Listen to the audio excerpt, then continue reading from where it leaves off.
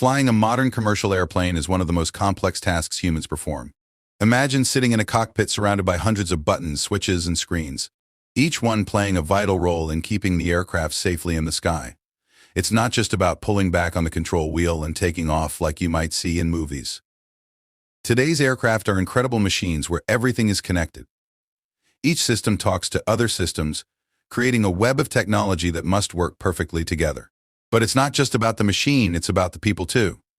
The pilots, engineers, and ground crew all need to work as one team, communicate clearly, and make the right decisions under pressure. This brings us to the story of Korean Air Cargo Flight 8509. On a cold December night in 1999, a Boeing 747 cargo plane took off from London's Stansted Airport. Just minutes later, it disappeared from radar screens and crashed into a field, killing all 4 crew members on board. What makes this accident particularly important is that it wasn't caused by just one thing going wrong. Like many aviation disasters, it revealed deeper problems that existed within the airline industry at the time. Problems with how people worked together, how they communicated, and how different cultures affected the way crews operated in the cockpit. The lessons learned from this tragedy would help shape modern aviation safety and change how airlines around the world operate today. Let's go back to December 22nd, 1999. It was the holiday season, and like many cargo planes, Korean Air Flight 8509 was making a long journey across multiple countries. The aircraft was a Boeing 747, often called the Queen of the Skies, one of the largest and most reliable cargo planes ever built. The journey started in Seoul, South Korea. The first crew flew the massive jet to Tashkent, Uzbekistan, where it landed safely.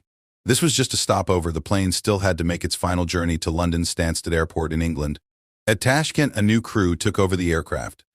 The team consisted of 4 men, Captain Park, who had years of experience flying in the South Korean Air Force. First Officer Yun, who was still relatively new to flying the 747. Flight Engineer Park, and a loadmaster who helped manage the cargo. But something wasn't quite right during the flight from Tashkent to London. One of the plane's important instruments, something called the Attitude Direction Indicator, or ADI, started giving strange readings. Think of the ADI as the artificial horizon that helps pilots know if they're flying level, climbing, or descending. The previous crew noticed this problem, but they found a way to work around it by using a backup system. They made it to London safely, but this small technical issue would turn out to be much more significant than anyone realized at the time. When the plane landed at Stansted, it seemed like just another routine stop. The crew was tired after their long flight, but they followed standard procedures and reported the ADI problem to the maintenance team. What happened next would set in motion a chain of events that would lead to tragedy just hours later. Think of flying a plane at night or in clouds. You can't see the real horizon outside. This is where the Attitude Direction Indicator, or ADI, becomes a pilot's best friend. It's like having an artificial horizon right in the cockpit, showing if the plane is level, tilting left or right, pointing up or down. Without it, flying in these conditions would be extremely dangerous, maybe even impossible.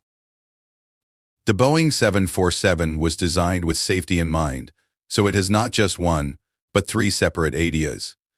It's like having 3 backup watches when you're running late for work. If one stops working, you still have 2 others to rely on.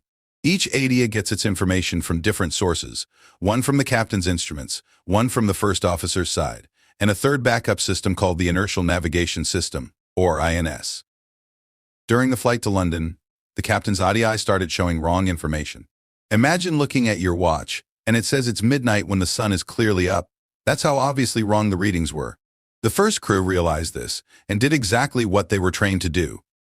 They switched to using the third backup system, the INS, which was working perfectly fine. They made a note of the problem and continued their flight safely. The solution seemed simple enough. If one system is giving wrong information, use another one that works. It's like changing the batteries in a broken flashlight. The crew wrote in the plane's logbook that they had switched to using the backup system, called INS-3, and this had solved their problem for the rest of their flight. However, this temporary fix would become part of a much bigger problem. Sometimes in aviation, it's not the broken part itself that causes an accident. It's how people understand and respond to the problem. In this case, the simple act of switching to a backup system would have unexpected consequences when combined with what was about to happen next. When the plane landed at Stansted Airport, ground engineer Kim was waiting to check the reported ADI problem. This should have been a routine maintenance and stop, But several small issues would combine to create a dangerous situation. The first problem was that the maintenance team didn't have the right manual, something called the Fault Dilation Manual, or FIM. Think of it like trying to fix your computer without having the troubleshooting guide. Without this manual, Engineer Kim had to rely on his experience and best judgment to fix the ADI. Kim worked on the system, making what he thought were the necessary repairs. After some basic checks, the ADI seemed to be working normally. He signed off on the repairs, confident that he had fixed the problem. But there was no way to be completely sure without more thorough testing. Then came the handover to the new crew, and this is where things get more complicated. The new team was quite different from the previous one. Captain Park had spent many years in the South Korean Air Force before joining Korean Air. Military pilots are often used to being in complete control and giving direct orders. This would turn out to be important. The first officer, Yun, was relatively new to flying the Boeing 747.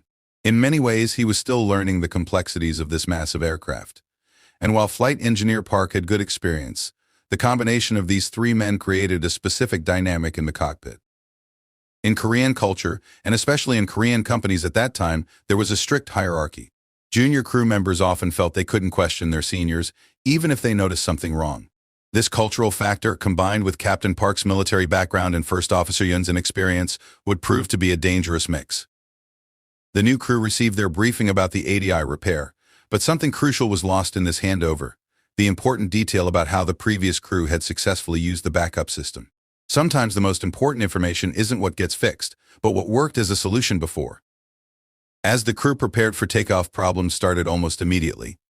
The pushback from the gate, usually a simple procedure, became complicated when they had trouble starting one of the engines.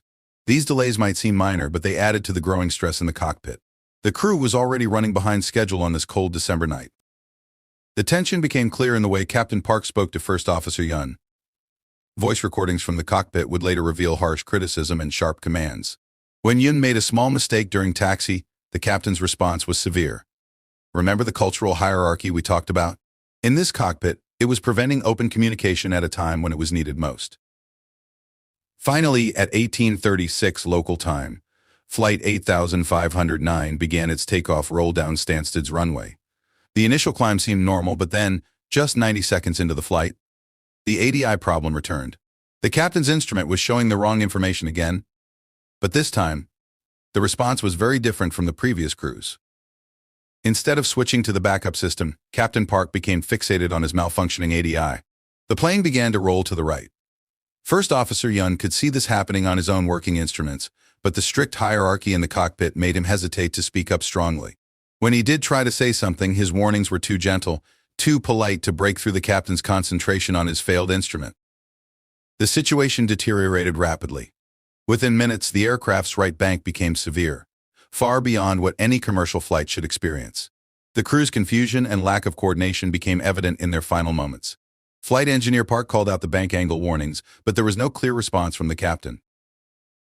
Just 2 minutes and 31 seconds after takeoff, Korean Air cargo flight 8509 rolled completely to the right and entered a steep dive. The Boeing 747 crashed into a field near the village of Great Hollingbury, just a few miles from the airport. The impact was devastating, and all 4 crew members lost their lives instantly. In those final moments, what we see is not just a technical failure, but a tragic combination of factors: a malfunctioning instrument, cultural barriers that prevented effective communication, and a hierarchical system that made it difficult for junior crew members to challenge their captain's actions.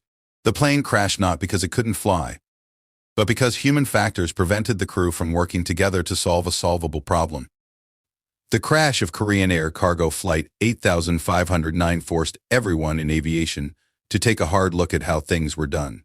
Korean Air's response went far beyond just fixing technical problems. They knew they had to change their entire company culture. The airline made major changes in how crews worked together, starting with something called Crew Resource Management, or CRM. They think of it as breaking down the walls of hierarchy in the cockpit. They brought in American and European pilots to help train their crews, teaching them that good teamwork is more important than rank. First officers were not just allowed, but required to speak up if they saw something wrong, and captains were trained to listen. The maintenance procedures also saw big changes. No longer could engineers work without proper manuals, and every repair had to be thoroughly tested before a plane could fly again. The airline created clear checklists and procedures that everyone had to follow, no matter how experienced they were. But perhaps the biggest change was in the airline's culture itself. Korean Air worked hard to move away from the strict hierarchy that had made junior crew members afraid to speak up. They created an environment where safety came before saving face, where questioning a superior wasn't seen as disrespect, but as an essential part of safety. These changes didn't just stay within Korean Air. Airlines around the world learned from this accident. They realized that technical skill alone isn't enough. Pilots need to be good communicators and team players. Today, CRM training is standard at every major airline, and cockpit culture emphasizes open communication regardless of rank. The results speak for themselves. In the 25 years since Flight 8509, Korean Air has maintained an excellent safety record.